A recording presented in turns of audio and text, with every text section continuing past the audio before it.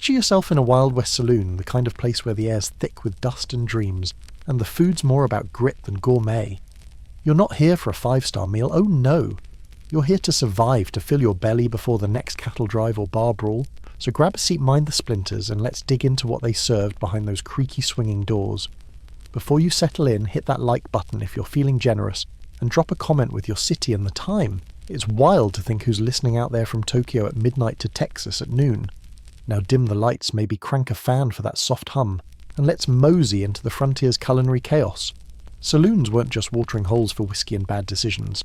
They were the heart of a town where cowboys, miners and drifters swapped stories over plates of whatever the cook hadn't burned. The menu forget curated specials. It was beans, maybe some pork and a whole lot of hope. You didn't come expecting a chef's kiss. You came praying the food wouldn't fight back. The smells hit you first, not sizzling steaks, but a wallop of sweat-stale beer and something vaguely edible simmering in the back. The piano's off-key cards slap the table and a dog's probably gnawing a bone underfoot. Yet somehow it feels like home if home's a place where survival's the main course. This isn't the Hollywood West, all shiny spurs and clean plates. This is raw, unfiltered reality where food was fuel for long rides and longer nights. You're rubbing elbows with strangers who might save your hide or rob you blind by morning. The cook a grizzled soul with a ladle, and a grudge rules the kitchen like a king. Whiskey's your backup if the meal goes south, and it often does. But there's a strange comfort in it, a stubborn joy in scraping a tin plate clean. So stick around. We're diving deeper into this dusty dining hall where every bite's a gamble and the stakes are your stomach. Like what you hear, subscribe for more tales that'll lull you to sleep or keep you wide awake. You push through the saloon's swinging doors and the chaos wraps you like a dusty blanket. The air's a stew of odours, sweaty leather, tobacco spit, and the ghost of last week's beans. No air fresheners here, just sawdust on the floor soaking up spilled whiskey and broken dreams. You squint through the haze, dodging a cowboy's elbow and a stray spittoon. The counters scarred, the tables wobble, and the chairs creak like they're auditioning for a ghost story. This ain't no modern diner with menus and mood lighting. It's a battlefield where you fight for a seat and pray the food doesn't win. The kitchen's a mystery tucked behind a curtain, or just a fire pit in the corner. You catch a glimpse of the cook, a wiry figure wielding a pan like a weapon apron stained with God knows what. The smell of something cooking cuts through the saloon's funk, maybe beans, maybe pork, maybe regret. You don't ask questions, you just holler your order beans or stew. Take your pick and hope it lands before you pass out from hunger, or the bar's bouquet. New in town, expect stares that could peel paint. The regulars size you up wondering if you'll pay or start a fight. Survival's the game and the saloon's the board. No one's handing you a napkin or a smile. You eat fast, not because it's delicious, but because someone might swipe your plate. Whiskey's your sidekick, ready to douse any culinary disasters. The cook's your king, your fate in their greasy hands. A good day means a full belly. A bad one means you're chewing grit and cursing. But there's a rhythm to it, a raw pulse of life. The saloon's alive with shouts, laughs, and the clink of glasses. You're part of it now, for better or worse. So what's next? Beans that could outlast a siege and pork tougher than a bad day. Stick around and keep that whiskey close, you'll need it. You're hunched over a wobbly saloon table, the air thick with tobacco, and tension staring at a tin plate of beans. Not just any beans, Pinto Navy or whatever the cook scraped from the sack. These are the unsung heroes of the Wild West, the kind of food that could survive a stampede, a shootout, and a week in a saddlebag without blinking. You scoop a spoonful and it's not about flavour, it's about fuel. Beans are the saloon's heartbeat, cheap as dirt and tougher than a bad hangover. So settle in, maybe sip some whiskey to brace yourself, and let's talk about the king of frontier grub. The cook, that grizzled tyrant of the fire pit, doesn't fuss with recipes. Step 1. Dump beans in a pot. Step 2. Boil them till they surrender, maybe 6 hours over a fire that's more smoke than flame. Step 3. Sling them on your plate with a chunk of salt pork and a biscuit so stale it could double as a doorstop. If the cook's feeling fancy, and that's rarer than a clean spittoon, you might get a pinch of chili powder or a sad shriveled onion. But flavour. That's a luxury, like a bath or a bed without fleas. You eat beans because they're there, because they fill the gnawing hole in your gut after riding 40 miles through dust and despair. Don't let their simplicity fool you. Beans are survivors just like you. They fueled cattle drives, kept poker games going past midnight, and gave you something to chew while dodging barbs or bar fights. But there's a catch, eat a plateful, and you're a walking hazard. 1 cowboy's fine, 10 in a cramped saloon, That's a storm no sawdust can mask. Legends say fights broke out, not over insults, but over a silent betrayal by the stove. Still you respect beans. They're reliable when the meat's gone, the cook's drunk, or the stew's got a pulse. You shovel another bite, the saloon's chaos fading to a hum, and wonder if that tale's true, some drifter swapped a sack of beans for a horse. In this world, it's not love or gold that keeps you going. It's the humble, indestructible bean and a shot of whiskey to wash it down. Hungry for more, stick around for the greasy truth about salt pork. You're back at that scarred saloon counter, the whiskey's bite still sharp on your tongue, and the cook slides you a plate with a slab of salt pork glistening like it's got secrets. This ain't bacon no matter how much you squint. It's pork belly salted to eternity, smoked till it's tougher than a bad day, and preserved in brine that could pickle a boot. You cut into it and it fights back, but in the Wild West, salt pork's the greasy backbone of every meal. It's not here to win your heart, just to keep it beating. So lean in, dodge the flies, and let's chew on this frontier staple. The saloon's kitchen, if you can call a dented pan and a fire pit. A kitchen leans hard on salt pork. It's cheap, it's portable, and it laughs at spoilage. The cook fries it in a skillet, the sizzle cutting through. The stench of sweat and spilled beer. Done right, it's crispy, salty, and just shy of glorious pairing with beans like a surly old couple. Done wrong, and that's most days, it's like gnawing a saddle strap dipped in grease. You chew slow, not for savouring, but to save your teeth. The fat's reused to fry biscuits, or slick the stew in the rind, tossed to the dogs or some greenhorn who doesn't know better. The cook's glare dares you to complain. Suspicious. Sure, that greenish tinge or whiff of regret isn't a deal-breaker. The saloon's motto ain't "is it fresh," it's "did it kill the last guy?" If you're still breathing, you're winning. Salt pork's versatility is its charm. Dice it into beans, slap it on a biscuit, or door it like jerky on the trail. Cowboys hoarded it like gold, and the cook leaned on it when chickens vanished or the stew got thin. It's not pretty, and your heart might hate you, but in a world where the next meal's a day's ride away, salt pork's your saviour. You take another bite, the saloon's din fading, and raise a glass of whiskey to the cook. They're no chef, but they're keeping you alive. Next up, stew, that's more mystery than meal. You're settled at the saloon's rickety counter, the air heavy with smoke and the clatter of tin plates. The cook, that surly maestro of survival, plops a bowl of stew in front of you. It's steaming brownish grey and smells better than it looks, like hope with a side of suspicion. In the Wild West, stew's the great equalizer served in every dive from Dodge City to Deadwood. It's not gourmet, it's a culinary cover-up hiding whatever the cook couldn't name or legally claim. So take a deep breath, keep your whiskey handy, and let's dive into this bubbling mystery.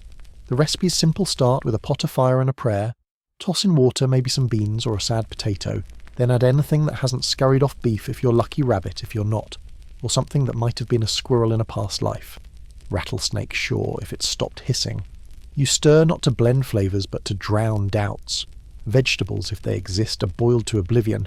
Carrots turn to mush, onions vanish like ghosts. The result's a thick, murky slurry that's hot filling and just shy of friendly. Spices, forget it. The cook's knife carries more flavour than the stew, unless you're in a fancy joint with a pinch of black pepper or chili powder that'll clear your sinuses like a dynamite blast. You dip your spoon, half expecting a bootlace or a bone. Every bite's a gamble, but it's warm, and after a day dodging bullets or dust storms, that's enough.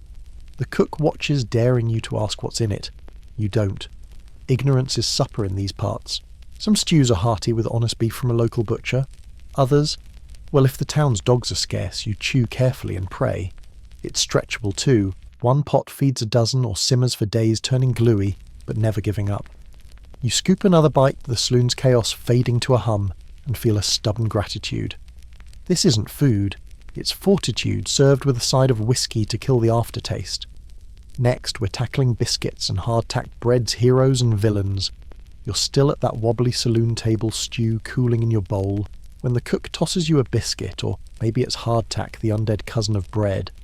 In the Wild West, something bready's always on the plate soaking up stew or giving your jaw a workout. Biscuits are the dream, warm and flaky when the stars align. Hardtack. It's a flour brick that laughs at your teeth. Both are cheap, portable, and keep you going when the stew's more mystery than meal. So wipe the grease off your fingers, sip that whiskey, and let's break bread figuratively, because hardtack might break you first. A good biscuit's a miracle, fresh from a cast iron pan, buttery enough to make you forget the saloon stench of sweat and spilled beer. The cook, if they're a legend and fewer, might mix in lard or buttermilk, serving it with a smear of molasses that's sweeter than a payday. You sop up stew, each bite a fleeting taste of home, not the frontier's grit. But good biscuits are rare, like a bath or a straight poker game. More often you get hardtack baked to survive the apocalypse. It's flour, water, and regret hard as a miner's heart and twice as old. You check for weevils, extra crunch no charge, then soak it in stew or coffee for 10 minutes or maybe a month to make it chewable. Chewing hardtack's a commitment like wrestling a coyote with your bare hands. Dentists probably loved it cashing in on cracked molars, but it's reliable, never spoiling, and fills you up when beans run low. Biscuits or hardtack, they're your allies in a world where calories trump cuisine. You bite into a biscuit or gnaw at hardtack, the saloon's din fading as the cook glares from the fire pit. They're no baker, but they're keeping you alive. If you're lucky, that biscuit's a blessing. If it's hardtack, it's a story and a chipped tooth. Raise your whiskey glass and let's move on to coffee that'll kick you awake or knock you out. You're slouched at the saloon's battered counter, the taste of stew still lingering like a questionable memory. The cook, that grease-stained monarch of the fire pit, slides you a tin cup of coffee, so black it could star in a nightmare. This ain't your modern latte with foam art. Cowboy coffee's a beast, raw, bitter and strong enough to wake a dead horse. It's not about sipping, it's about surviving the desert chill or a hangover that feels like a stampede. So grip that cup, dodge the grounds, and let's brew some Wild West truth with a splash of whiskey on the side. Making this stuff's more ritual than recipe. Grab water, hopefully not from the horse trough toss, in a fistful of roughly ground beans, and boil it over a fire till it's thicker than mud. No filters, no finesse. You pour, and it's a gritty potion that smells like burnt leather and tastes like vengeance. The last sip's half grounds, giving you caffeine and a chewable bonus. The cook doesn't care if it's fresh, some pots simmer all day, turning tar-like and mean. You drink it, scalding, wincing as it burns your throat, but it keeps you sharp for night watches or dodging bar fights. This coffee's your lifeline. It warms your bones on frosty mornings, masks the stew's sins, and powers you through poker games where the stakes are your last dime. Saloons don't always serve it. Kitchens are hit or miss, but when they do, it's a kick to the soul. Fancy types might add sugar or canned milk, but most cowboys just grimace and gulp. You take a swig, the saloons clatter, fading, and feel alive, or at least awake.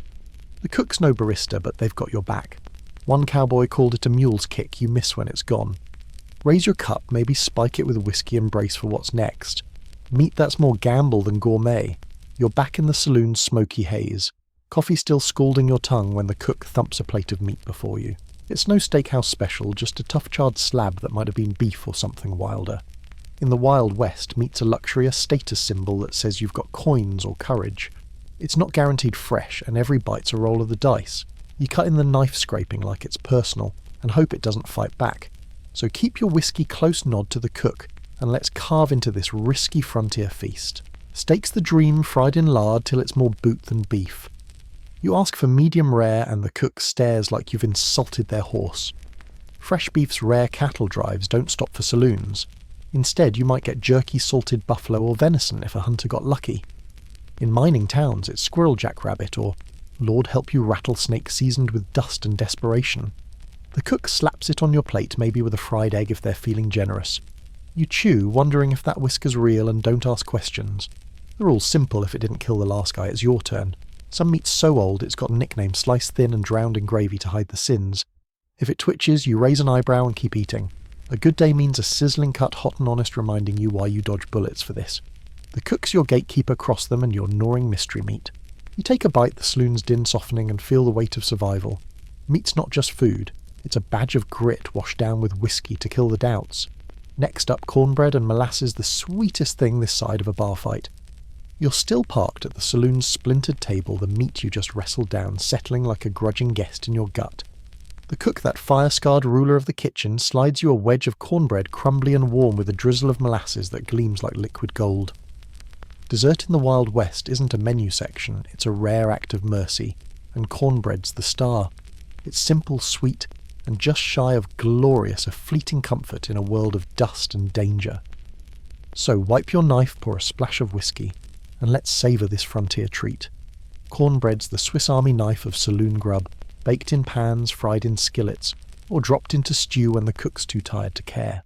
It's just cornmeal water, maybe milk if the saloon's got a cow that hasn't bolted. A pinch of baking powder lifts it and lard gives it that greasy hug. Fresh. It's soft, slightly sweet, and smells like a memory of home, not this smoky den of sweat and spilled beer. But fresh is a fantasy. Most times you get a chunk that's been loitering by the stove since dawn, hard as a gambler's heart. That's where molasses steps in dark and sticky, turning dry crumbs into something worth fighting over. You break off a piece, the molasses oozing like a slow promise. It's not cake, no icing, no frills, just grit and sweetness that calms your nerves after a long ride or a bad hand at poker.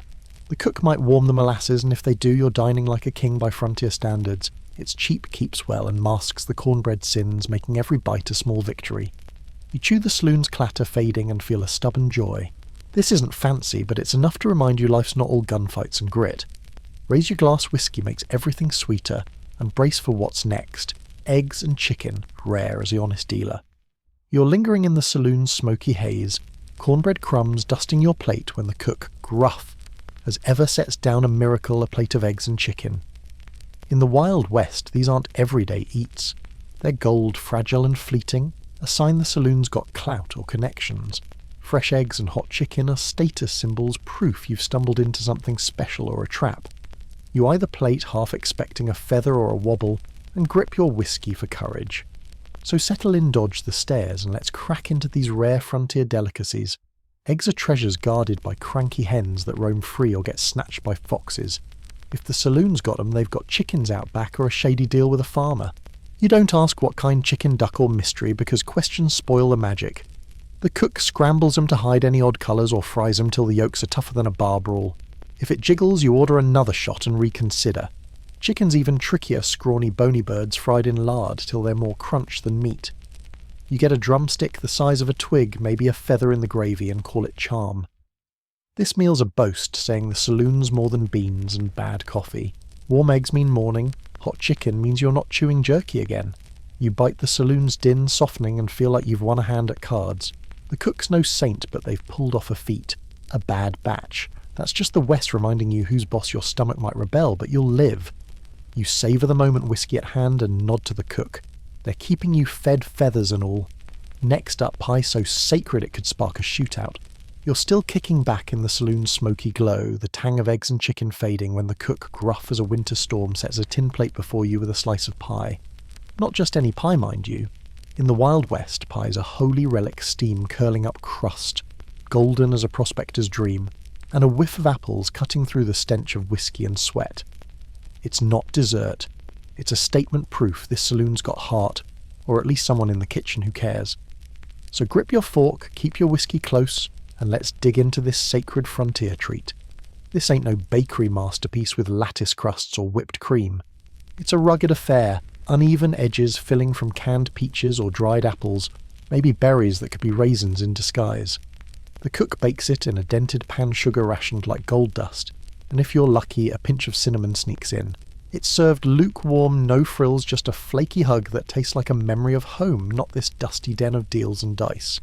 Pie's rare a magnet for cowboys who'd ride 2 towns over for a slice. A warm, flaky one that's worth a duel, and don't laugh tales of poker games turning deadly over the last piece aren't all tall. You slice in the crust, cracking like a promise, and savour each bite. The saloon's chaos, clinking glasses, off-key piano fades as you chew. The cook's no poet, but this pie's their ballad, a labour of love in a world of beans and brawls. You don't ask about the fruit's origins. Some fillings have seen better days, but you're not here for perfection. You're here for hope served on a scratched plate.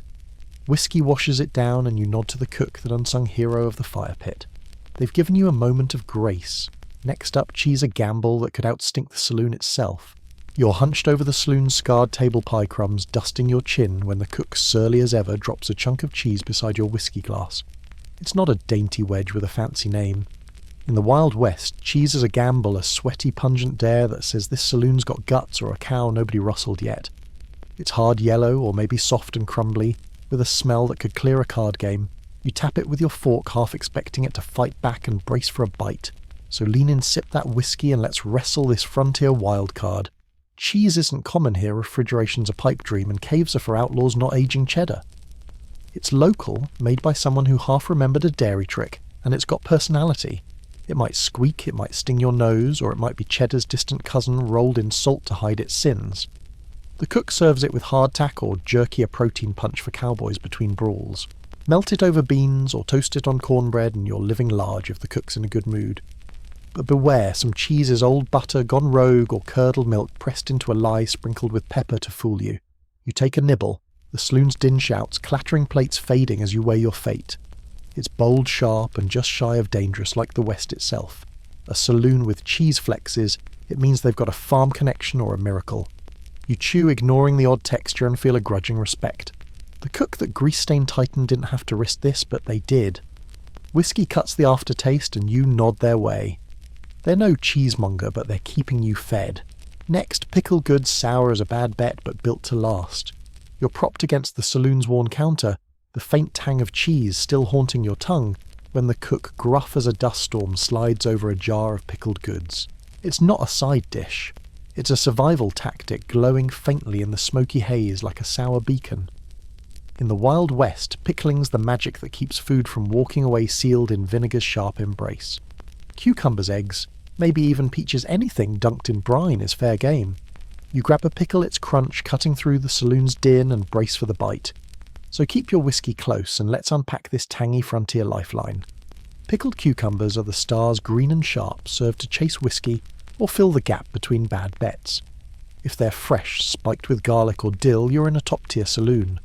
More likely they taste like regret soaked in rainwater, but they crunch, and that's enough.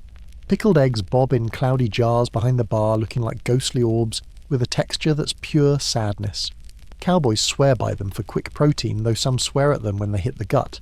Pickled onions, tangy enough to silence a loudmouth, or peaches in sweet brine, confusing but addictive, round out the lineup.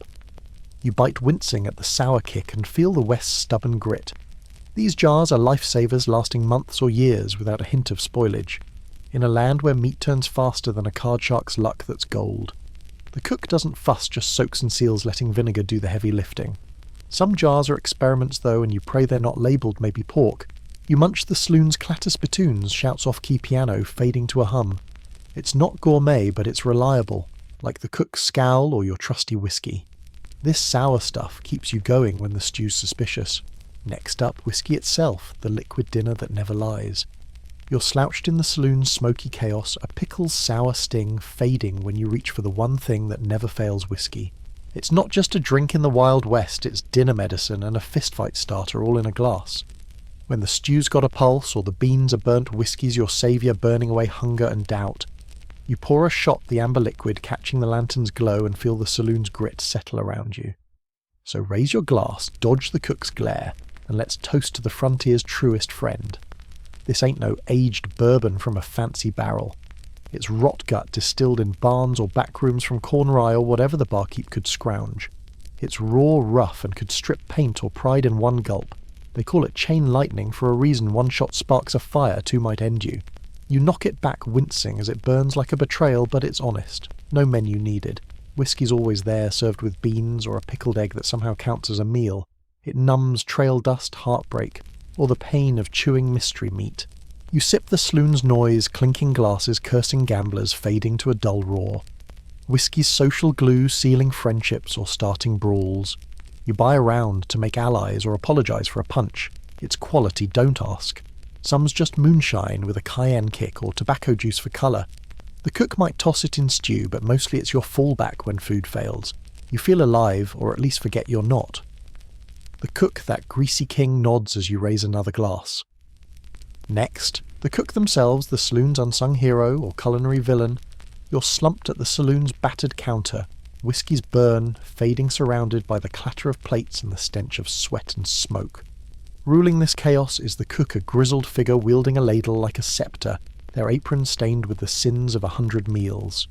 They're no chef, just a survivor, maybe an ex-miner or outlaw, who learned to tame a fire and questionable meat. In the Wild West, the cook's a king holding your fate in their greasy hands. You nod respectfully, sip your whiskey, and let's tip our hat to this unsung hero or culinary villain. The kitchen's a battlefield, a dented stove, a cast iron pan older than the gold rush, and a fire pit that's more ash than flame. The cook churns out bean stew or pie, feeding cowboys and drifters with whatever hasn't spoiled or run off. On a good day, their chili sings biscuits, flake and cornbread sweet enough to spark a memory. On a bad one, the beans are scorched, the meat's grey, and the stew's got an oil slick that stares back. You don't complain, saloon laws clear, cross the cook, and you're eating last night's scrapings, or dodging their cleaver, which doubles as a bouncer's club. They're vital, these surly sultans, working through heat and insults, keeping miners upright and travellers alive. Their rule's simple: eat it, or hit the door. You take a bite of their latest gamble, the saloon's din softening, and feel a grudging awe. They're no artist, but they're your lifeline, dishing out survival with every plate. Whiskey's your backup if the meal rebels, but you raise a glass to the cook anyway. They're the saloon's heart-pumping grit and grease. Next, we'll wrap this dusty feast, would you dare eat it? You're easing back in the saloon's smoky haze. Plate scraped clean whiskey glass, empty the cook's shadow looming over the fire pit. You've tasted the Wild West grit beans that outlast empires stew with secrets. Pie that's practically sacred. Now the question lingers like dust in the air. Would you eat this food? Modern tastes might recoil at the grease and gamble, but for the cowboys, miners and misfits of the frontier saloon, grub wasn't about flavour, it was about survival. So lean back, let the saloon's hum lull you, and let's chew on that thought. This wasn't gourmet dining, no Instagram snaps or star ratings. It was fuel for 40-mile rides, gunfights, or nights in a barn with a mule for company. You didn't fuss over meat's origins or biscuit's texture. You ate grateful for the warmth and chased it with whiskey to kill the doubts. The cook, that greasy god, served up resilience, not recipes. A good day brought fresh beans coffee that didn't bite or molasses-drenched cornbread that felt like a hug. Those moments were miracles worth more than gold in a world of dust and danger. You'd eat it, wouldn't you? If you'd ridden through a dust-stormed stomach growling like a coyote, you'd scrape that tin plate clean laugh with strangers and toast the cook with coin smelling of dynamite. Saloon food was gritty, real a stubborn joy in a wild land.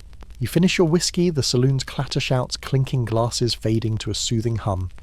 Like this tale, hit subscribe, drop a comment with your time zone. Next, we'll shift gears to ancient tattoos etched with pain and purpose. For now, rest easy dreaming of pie and whiskey.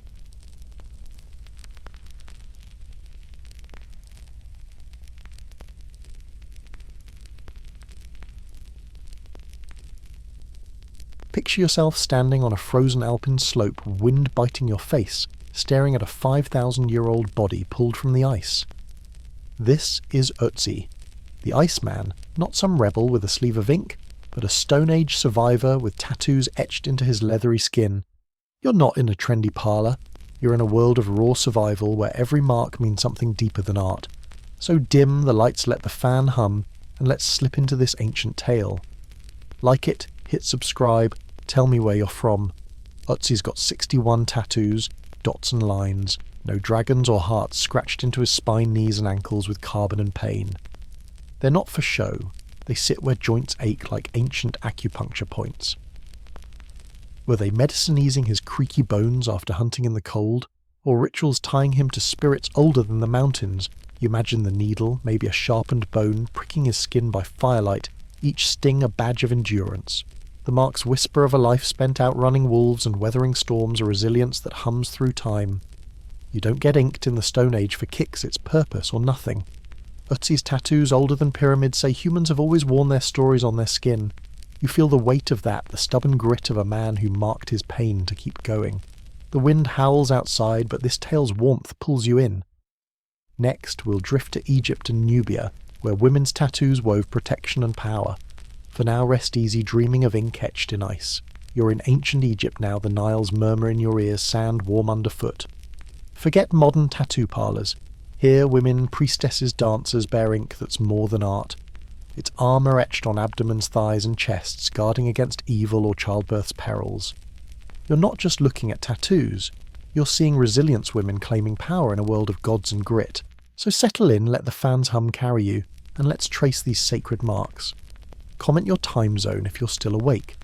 These tattoos aren't butterflies or lovers' names, they're patterns, maybe dots or lines inked with soot and needles sharper than a scribe's wit. For Egyptian women, they're talismans, warding off spirits or easing labour's pain, each prick a prayer for survival. In Nubia, mummies sport bulls or crocodile symbols of strength on their limbs. You imagine the sting, the smoky air women enduring for protection, not vanity. Their ink speaks of defiance of voices often drowned out but never silenced, carrying stories through centuries. The Nile flows on, and you feel their stubborn joy marking bodies to face life's battles. These women weren't rebels. They were reverent, their skin a canvas of faith. The tale soothes like a breeze over the desert. Next, we'll sail to Polynesia, where tattoos are identity itself. For now, drift off dreaming of the ink that guards the soul. You're adrift in the Pacific waves, lapping under a starlit sky, the air thick with salt and stories. In Polynesia, Samoa, Tonga, New Zealand tattoos aren't ink. Their identity sacred as a chief's word. You hear the rhythmic tap of bone tools, smell soot and sweat, and feel the weight of tradition. This is no casual art, it's a rite etched with pain and purpose. So ease back, let the fan hum, and let's dive into this ancient craft. Like the vibe, drop your city in the comments. The word tattoo comes from Tahitian tatau, meaning to strike, and that's how it's done, bone dipped in soot, tapped into skin with a stick's steady beat. For the Maori Moko, facial tattoos are a living resume rank lineage deeds carved in swirling lines. You wince imagining the needle, no numbing cream, just raw courage under a communal gaze. Women's tattoos, lips, chins, thighs, mark beauty and manner, the sacred power in all things. Without them, you're a blank page in a story-filled world. Each sting binds you to ancestors, a defiance of time. Colonial missionaries tried to erase it, calling it pagan snipping tradition, with scissors and shame. But the ink endured, hidden in whispers, now reborn in modern Polynesia with pride. You feel the pulse of survival, the stubborn joy of a culture refusing to fade. The ocean's murmur soothes, carrying you towards sleep. Next, we'll tie these ancient marks to today's ink. For now, drift dreaming of Tatau's sacred strikes. You're lingering in the glow of ancient tales from icy Alps to Polynesian shores, where tattoos mark more than skin, they mark survival. You see Ötzi's dots, Egyptian women's talismans, Maori Moko, all whispering resilience across millennia. Now you're back in the present, maybe spotting ink on a stranger's arm, and it hits you. Tattoos are a thread tying us to ancestors who faced pain for purpose. So settle in, let the fans hum carry you, and let's wrap this story. Share your time zone if you're still with me. These marks aren't just rebellion or art, they're echoes of Ötzi's aching joints. Nubian bulls, Polynesian rites. You imagine the needle's sting, whether bone or steel, binding us to those who endured ice, sand or sea. They weren't chasing trends. They carved identity protection or pride, defying empires and time. Today's ink carries that legacy, less about spirits maybe, but still about stories, each tattoo a quiet shout of who you are.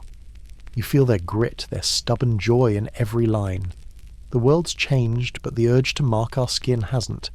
Its human roar, a refusal to be blank. The tale soothes like a breeze over ancient plains. Next we'll ride with Tomyris, a queen who carved her legend in blood. For now, sleep easy dreaming of ink that outlasts empires.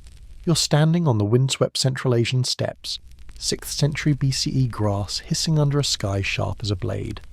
Meet Tomyris, queen of the Massagetei, no crown-wearing royal, but a warrior with calloused hands and a gaze that could spook a wolf. She's not here for diplomacy. She's here to protect her nomadic people from an empire's greed.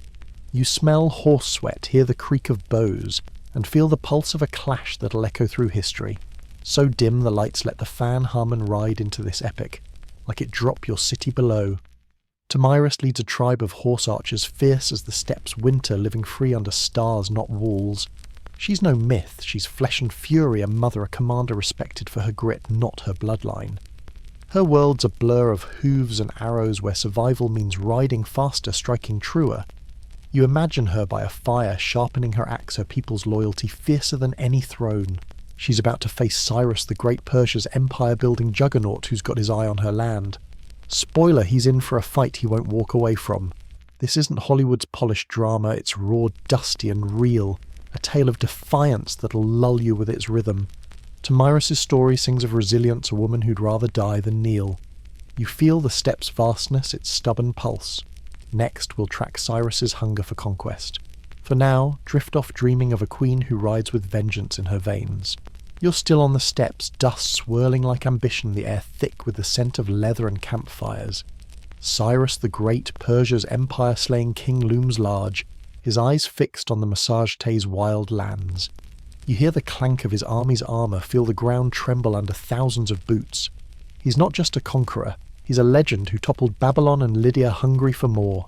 So settle in, let the fans hum soothe, and let's watch his pride spark a deadly feud. Share your time zone if you're hooked. Cyrus isn't chasing gold, he wants control to tame the untamed. The Massage Tay, led by Tomyris, are no city dwellers to bribe or bully. They're nomads slippery as the wind. You picture him in his war tent map sprawled, plotting to swallow their freedom. He's cunning but cocky, thinking his disciplined ranks can crush these barbarians who live by horse and bow. He offers Tomyris marriage, a slick move to claim her land without blood. She sees through it, her laugh sharper than her blade, and sends him packing. Cross her river, she warns, and you'll regret it. The tension's thick like a storm brewing over the plains. Cyrus's ambition blinds him to Tomyris's resolve, setting a trap he'll stumble into. You feel the steps pulse its defiance. Next, we'll see Tomyris's warning turn to strategy. For now, sleep easy, dreaming of empires and the queen who'd break them. You're knee-deep in the Central Asian steppes, the Araxes River, glinting like a drawn sword under the sun. Tomyris the Massage Tay's fierce queen stands tall, her horse snorting, her warrior's eyes fixed on her. Cyrus the Great's marriage proposal, a thinly veiled grab for her land, has just landed like a bad joke. You smell the dust of her camp, hear the creak of leather, and feel her defiance crackle like a storm. So ease back, let the fan hum, and let's watch her draw a line in the sand. Drop your city below if you're still riding along. Tomyris isn't buying Cyrus's charm, she's no starry-eyed bride, she's a mother and warrior who smells empire a mile off. Her response is sharp as her axe marry her fine, but her land stays free. Cross the Araxes, she warns, and you'll choke on your ambition. You picture her braid whipping in the wind, voice carrying over the steppes hiss, her people nodding like they'd follow her into fire. She's not bluffing, she's promising pain, her bow strung, her heart steeled by a life of outrunning wolves and empires alike. Cyrus, smug in his war tent, shrugs it off, thinking his Persian army can crush these nomads like dust. He's building a bridge of boats itching to invade. Tomyris's warning isn't just words, it's a dare, a spark for the vengeance to come. You feel the steppes pulse its stubborn freedom.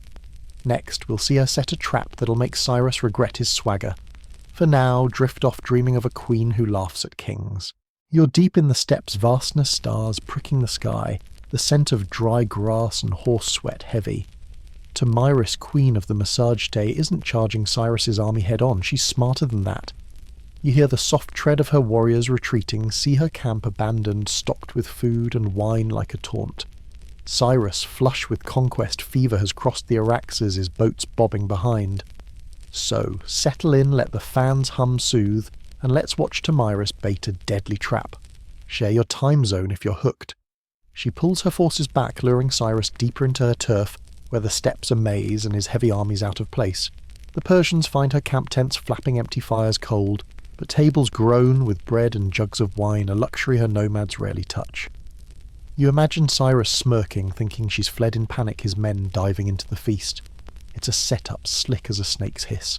He leaves General Harpagus with a chunk of his army to hold the camp, their bellies full, heads foggy with wine.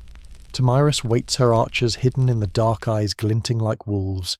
The trap's set, and Cyrus's swagger's about to cost him.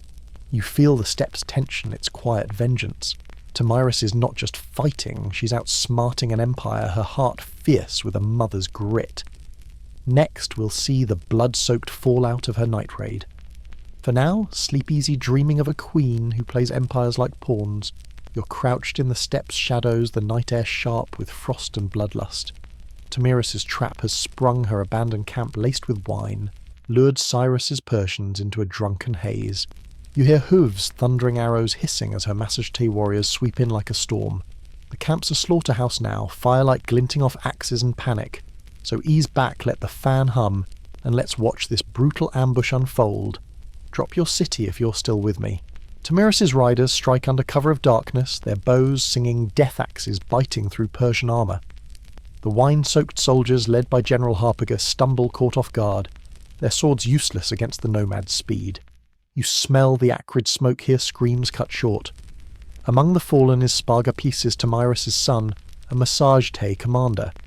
Some say he died fighting. Others whisper he was captured begging for death to escape shame. Either way, his body lies still, and the news hits Tomyris like a blade to the gut.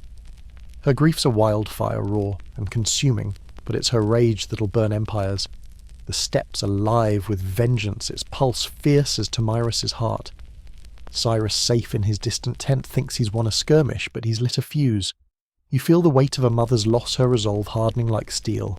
Next, we'll hear her vow to make Cyrus pay. For now drift off, dreaming of a queen whose sorrow sharpens her blade. You're back on the blood-soaked steppes, dawn, breaking like a cracked bone, the air heavy with smoke and sorrow. Tomyris kneels by her son Spargapesis' body, her face carved from grief and fury. The Massagetei Queen's not just a warrior now, she's a mother robbed her heart a forge for vengeance. You hear her warrior's quiet chants, smell the iron tang of blood. Cyrus's ambush cost her dearly, but he's about to learn what happens when you cross her.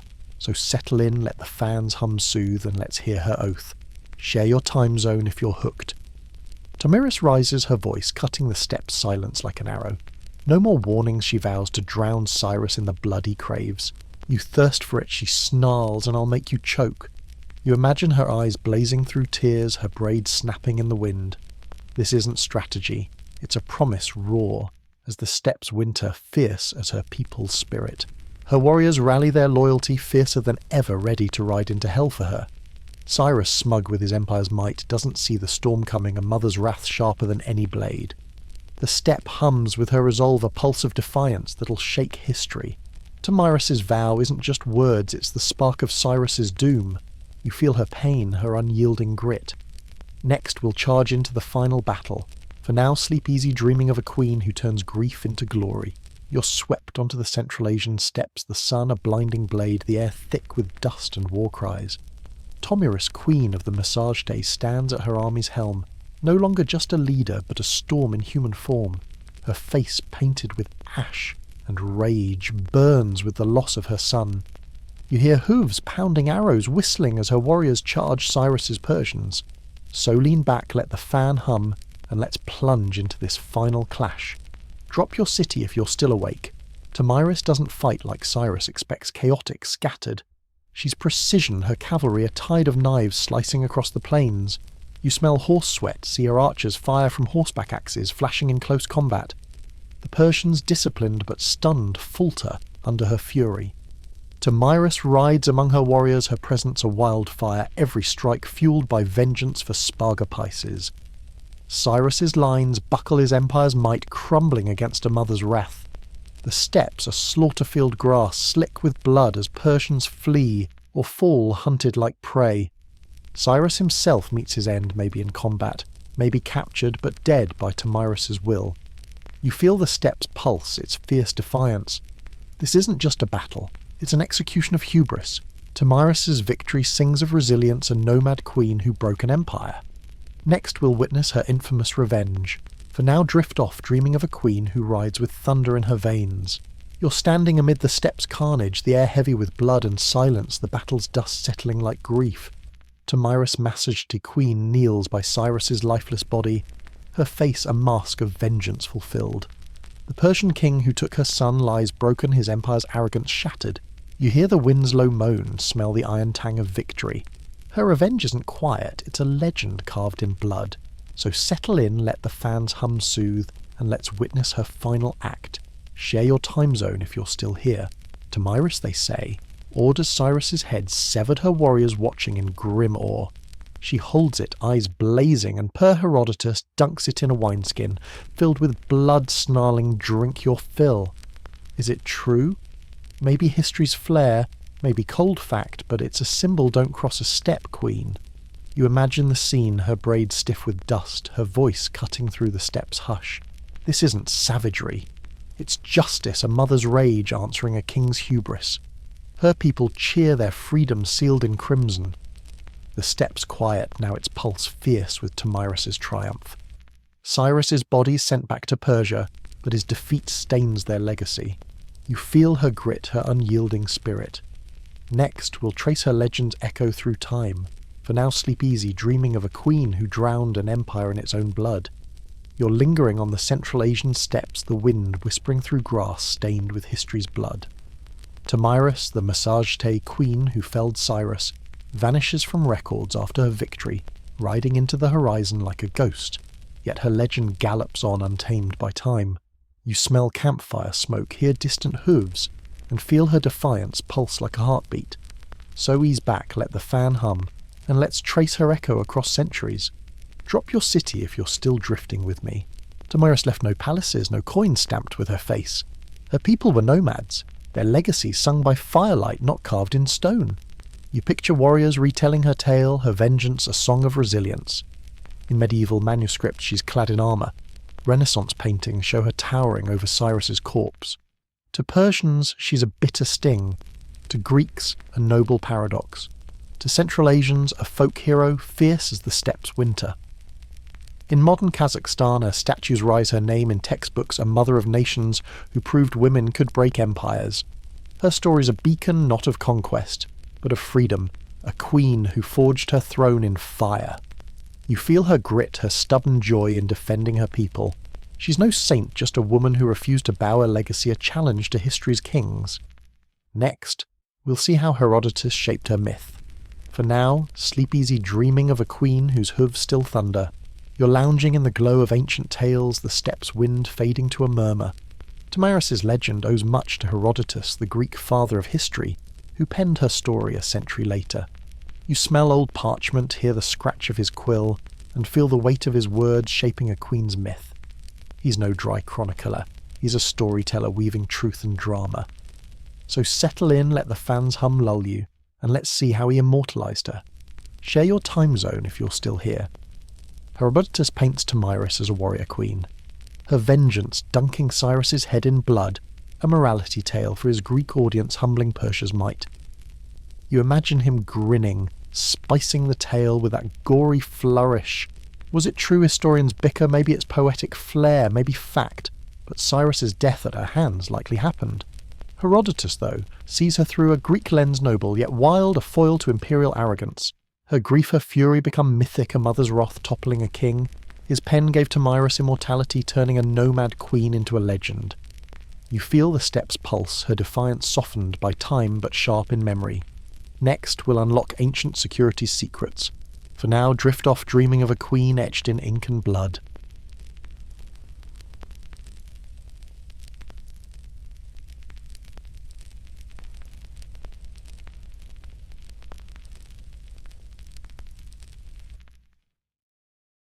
You're in a dusty ancient village, the air thick with the scent of clay and wood smoke, watching a merchant guard his grain stash from nosy neighbours and sneaky thieves. This isn't about padlocks or passwords, it's the dawn of security where humans first wrestled with keeping their stuff safe. You hear the creak of wooden doors, feel the weight of trust and trickery. So dim the lights, let the fan hum, and let's unlock this tale of ingenuity. Drop your city below if you're hooked. As people settled, piling up food tools or sacred trinkets, they faced a new headache, envy and theft. You can't stand watch forever, so you need something smarter. A locker seal away to say hands off pal. This urge to protect is primal, like guarding your last bite of stew in a saloon. From Egypt's tombs to Mesopotamia's markets, folks crafted ways to outwit the uninvited. These weren't just barriers, they were puzzles daring thieves to try their luck. Each click or knot whispered ownership, survival, a stubborn claim to what's yours. You feel the pulse of human grit, crafting security from wood and wit. This isn't just tech, it's a story of trust, fear and triumph. Next, we'll crack open Egypt's wooden pinlocks, clever as a steppe queen's trap. For now, drift off dreaming of doors that hold the world at bay. You're in ancient Egypt Nile's breeze, cooling your skin standing by a temple's massive wooden door. It's 4,000 years ago, and you're eyeing a lock not metal but wood, clever as a scribe's riddle. The Egyptian pinlocks are marvel, securing tombs and granaries with a puzzle thieves can't crack. You smell sawdust, hear the clunk of bolts, and feel the genius of early security. So settle in, let the fan hum, and let's slide into this crafty invention. Share your time zone if you're still awake. This locks a wooden bolt with holes pegs dropping into a frame to seal the door. The key, a toothbrush-like stick with matching pins, lifts them, letting the bolt slide free. Remove it and gravity locks it again, no springs needed. You imagine a priest sliding the key guarding sacred gold. It's not fancy, but it's tough to pick each lock unique from hand carving. Used on tombs' gates, even homes, it's a puzzle saying not yours. Beyond function, it's reverence. Locking a tomb isn't just security, it's a vow to the gods. You feel Egypt's cunning, a people who planned for thieves and eternity. This lock's legacy lives in your deadbolt today. Next, we'll roll with Mesopotamia's clay seals. For now, sleep easy dreaming of pins that guard the past. You're in ancient Mesopotamia, Tigris, and Euphrates, murmuring the air rich with clay and spice.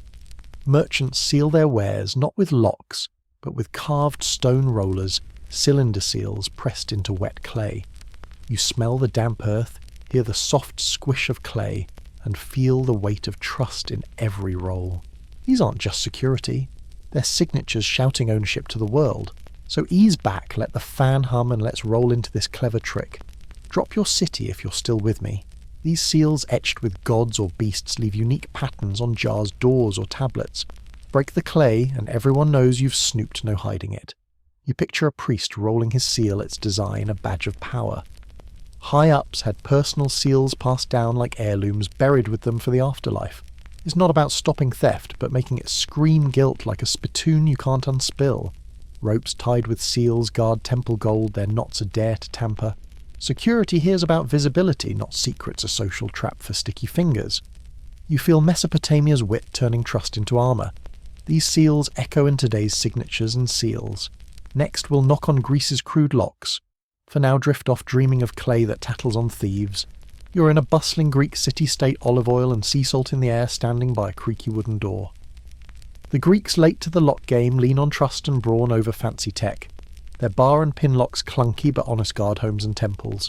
You hear the thud of iron keys, feel the weight of a society balancing cunning with community. So settle in, let the fans hum lull you, and let's pry open this simple security. Share your time zone if you're awake. A horizontal bar blocks the door lifted by a key, think a giant iron F slid through a hole. It's crude, easy to force more show than strength. You imagine Penelope, key to Odysseus's storeroom, her power in its heft. These keys, long as your arms scream, I've got stuff worth guarding. Temples use wax and rope seals, needing multiple officials to open like a bureaucratic puzzle. Homes rely on guards or hidden rooms, not lock finesse. Greeks love cleverness, but their locks are more about trust than Tomyris's traps. You feel their reliance on social bonds, a fragile but human shield. Next, we'll forge ahead with Rome's sharper locks. For now, sleep easy dreaming of keys that carry more status than security. You're in a bustling Roman forum, the air sharp with bronze and ambition, standing by a merchant's chest gleaming with iron. Rome's locks aren't Egypt's clunky wood, they're precise, forged with an empire's obsession for order. Warded locks intricate as a senator's scheme, guard banks and granaries. You hear the clink of keys, smell metal and dust, and feel Rome's grip on security. So lean back, let the fan hum, and let's turn the key on this crafty art. Drop your city if you're still awake. These locks use internal wards obstacles only the right key can navigate, blocking any old pick. You picture a locksmith hammering bronze-shaping keys from staff-sized gate openers to ring keys worn like jewellery, blending status with utility. Puzzle locks hide relics or poison their wrong moves, tightening the traps sly as a step queen's ambush. Romans lock everything, doors, chests, even slave collars, declaring ownership with every click. It's not just tech, it's a flex saying, this empire controls who enters. Keys are power carried by those who rule markets or homes. You feel Rome's cunning, their locks echoing in today's deadbolts. This is security as civilization, not just survival. Next, we'll slide into China's subtle bolts. For now, drift off dreaming of keys that lock out the world. You're in Han Dynasty China silk, rustling the air soft with incense and bronze. A chest before you sports a sliding bolt lock, compact and clever, shaped like a dragon or turtle. These aren't Rome's flashy wards, they're practical, infused with philosophy. You hear the bolt's soft click smell, polished metal, and feel a culture balancing function and meaning. So settle in, let the fans hum soothe, and let's unlock this elegant design. Share your time zone if you're hooked. A metal case holds a bolt secured by spring-loaded tumblers. The key, a ridged stick, aligns them, sliding the bolt free, simple yet effective, like a well-aimed arrow. You imagine a merchant locking his coins, the fish-shaped lock promising wealth. These guard chests, gates, even wedding boxes, their animal designs warding off thieves with symbolic might. Puzzle locks with false keyholes buy time outsmarting bandits like a cook dodging complaints. In rituals, love locks seal trust keys, exchanged like vows, binding more than metal. You feel China's harmony blending utility with spirit. These locks whisper in modern pins. Next we'll puzzle through India's deceptive locks. For now, sleep easy dreaming of bolts that guard with dragon's grace. You're in ancient India temple incense curling through the air, lotus carvings glowing in torchlight. A priest guards a chest with a lock that's more riddle than barrier, etched with elephants and mantras. Indian locks don't just block, they confuse, mislead, and whisper divine warnings. You hear the click of hidden latches, smell brass and spice, and feel the weight of sacred cunning. So ease back, let the fan hum, and let's unravel this tricky security. Drop your city if you're still with me. These puzzle locks are devious press. A button, twist a lever, then turn the key, or you're stuck. Decoy keyholes taunt thieves like a saloon cook serving maybe pork. Temples lay a wax-knotted rope and clay seals, breaking one a sin as much as a crime. You picture a priest sealing relics, each lock a prayer to keep God's treasures safe. Royal courts and caravans use portable brass locks keys, unique as a warrior's scar crafted by artisans to foil bandits. In weddings, unlocking a chest passes trust, not just gold. You feel India's blend of spirit and smarts locks guarding more than goods, they shield sanctity. Next, we'll track portable locks on trade routes. For now, drift off dreaming of latches that whisper only the worthy pass. You're swaying on a camel in a caravan, silk and spices jostling along ancient trade routes from Rome to China. Bandits lurk, porters pilfer, and your goods need guarding. Enter portable locks, small, tough and sly as a steep queen's trap. You smell leather and dust, hear the clank of metal, and feel the pulse of wealth on the move. So settle in, let the fans hum soothe, and let's lock down this mobile security. Share your time zone if you're hooked. Roman merchants use iron padlocks on chests spring-loaded and light with ring keys to thwart roadside thieves.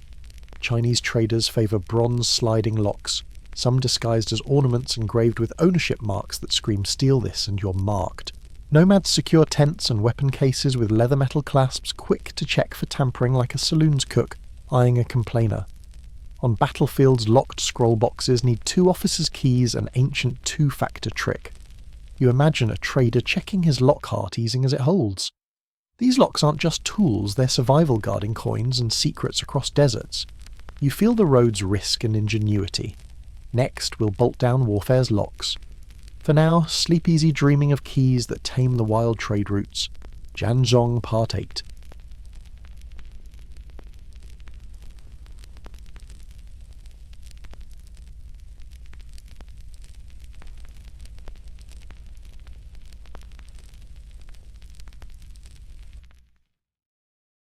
Picture this, you're dropped into feudal Japan, a world where cherry blossoms drift like snow, but one wrong step could cost you your head. It's a place of samurai swagger, rigid codes and consequences sharper than a katana's edge. By noon, you'd be begging for a time machine. Tonight, we're diving into this elegant, brutal land, perfect for drifting off if the thought of social hierarchies doesn't keep you up.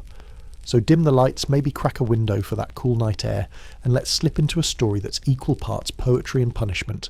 Hit that like button if you're ready, drop a comment with your city, and the hour on your clock loves seeing where you're at. You don't wake up in feudal Japan with options. Your life script was written by your great-great-grandparents, sealed in blood and tradition. Born a samurai, you're draped in silk, but every bow, every word is a tightrope walk over dishonour. A peasant mud's your best friend and your kids will inherit the same shovel. This isn't a choose-your-adventure tale, it's a stay-in-your-lane-or-else society. The air smells of rice paddies and incense, but also fear of stepping out of place, of failing the ancestors who are definitely judging you from the afterlife. It's beautiful, sure, but it's a beauty that bites. Stick with me and we'll unravel how this world ticked from the samurai's blade to the peasant's plough. Imagine waking up in feudal Japan, your all carved in stone before you could crawl. You're not climbing any ladders here, society's a pyramid, and you're stuck where you're born. Samurai sit near the top, all polished armour and bushido bravado, but they're chained to their lord's whims, one bad haiku away from seppuku. Below them, peasants slog through rice fields, their backs bent under taxes so heavy they might as well owe the sun. Merchants. They've got coin, but everyone sneers because they don't sweat for it. Apparently that's a moral crime. Then there's the Ite, the untouchables handling death's dirty work, butchers, executioners needed, but shunned like ghosts with calloused hands. You can almost hear the creak of a samurai's sword sheath, the squelch of mud under a peasant's feet, the whispers of merchants counting coins in the dark. Women? Doesn't matter your class, your freedom stops where your father's or husband's word begins. Try to jump ranks, and it's not just a frown you'll get, it's a one-way ticket to exile or worse. This hierarchy isn't just strict, it's a life sentence with no parole. Next we'll dive into how they kept themselves